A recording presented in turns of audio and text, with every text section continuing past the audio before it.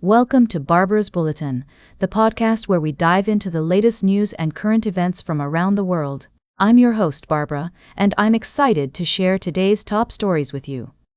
We're starting off with a fascinating look at the role of U.S. Secretary of State Marco Rubio, who has been serving in a dual capacity as both Secretary of State and National Security Advisor. This unique arrangement has raised questions about the demands of these two critical positions and whether one person can effectively fulfill both roles. According to reports, Rubio has been spending more time at the White House working closely with President Donald Trump rather than traveling abroad to conduct diplomatic business. While some argue that this arrangement allows for better coordination between the State Department and the White House, others express concerns that it may be detrimental to America's ability to conduct diplomacy effectively. Experts point out that both the Secretary of State and National Security Advisor positions are extremely demanding and require a significant amount of time and attention. Having one person fill both roles may lead to a lack of focus on critical diplomatic efforts around the world. Despite these concerns, Rubio has stated that his dual role allows him to be more efficient and effective in his work, as he can meet with visiting dignitaries and attend meetings at the State Department before returning to the White House to advise the president.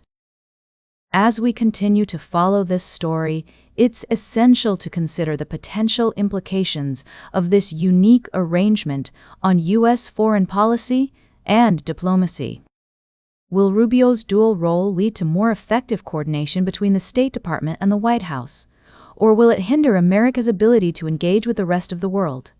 We'll be keeping a close eye on this development and bringing you updates as more information becomes available. In the meantime, we want to hear from you. Do you think Marco Rubio's dual role is beneficial for U.S. foreign policy? Or do you have concerns about the potential drawbacks? Share your thoughts with us on social media using the hashtag Barbara's Bulletin. We'll be right back with more of today's top news on Barbara's Bulletin. Welcome back to Barbara's Bulletin. We're diving into a complex story that's been unfolding globally, and it's essential to break it down with clarity and fairness. Reports have surfaced about rising tensions between the United States and Iran, with NATO countries being drawn into the conflict. The situation is multifaceted, involving political, military, and economic dimensions. At the heart of the issue are concerns over Iran's actions and the responses from the U.S. and its allies. There are claims of aggressive maneuvers by Iran, which have prompted defensive measures from the Western Bloc. However, it's crucial to consider the perspectives of all parties involved and the historical context that has led to these current tensions. The involvement of NATO brings an additional layer of complexity, as member states must navigate their commitments to collective defense while also considering their individual relationships with Iran. Countries like Spain and Britain are finding themselves in delicate positions, balancing their alliances with the U.S. against their own diplomatic and economic interests in the region.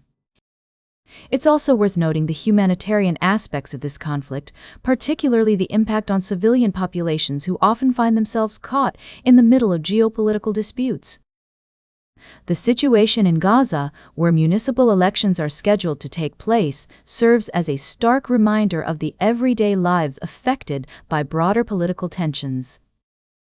As we continue to monitor these developments, it's essential to prioritize accurate and unbiased information, recognizing that the path forward will require careful diplomacy and a deep understanding of the multifaceted issues at play. The world watches with bated breath as leaders navigate these challenging waters, seeking solutions that balance national interests with global stability and peace. Welcome back to Barbara's Bulletin. As we wrap up today's show, we're taking a look at a concerning development off the coast of Somalia, where pirates have hijacked an oil tanker with 17 crew members on board. According to multiple security officials, the ship, Honor 25, was sailing near the Somali coast when it was overrun by 6 gunmen late on Wednesday. The tanker, which was carrying 18,500 barrels of oil, had departed from the port of Berbera in the self-declared Republic of Somaliland and was headed for the Somali capital, Mogadishu. The hijacking is likely to increase anxiety in the city, where petrol prices have already tripled since the start of the US-Israel war with Iran. The incident marks a worrying resurgence of piracy in the region, which had almost disappeared until 3 years ago. Officials believe the hijackers set off from a remote area near the fishing town of Bandar Bela, but it's unclear how they were able to intercept and take control of the oil tanker. The European Naval Force, which oversees anti-piracy operations in Somali waters, has not released a statement on the hijacking. The Somali authorities are also yet to comment on the incident.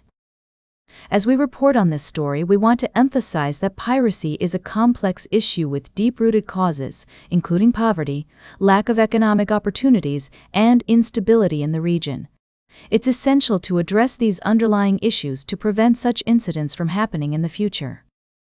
That's all for today's Barbara's Bulletin. Remember to like, share, and subscribe. And until next time, stay engaged.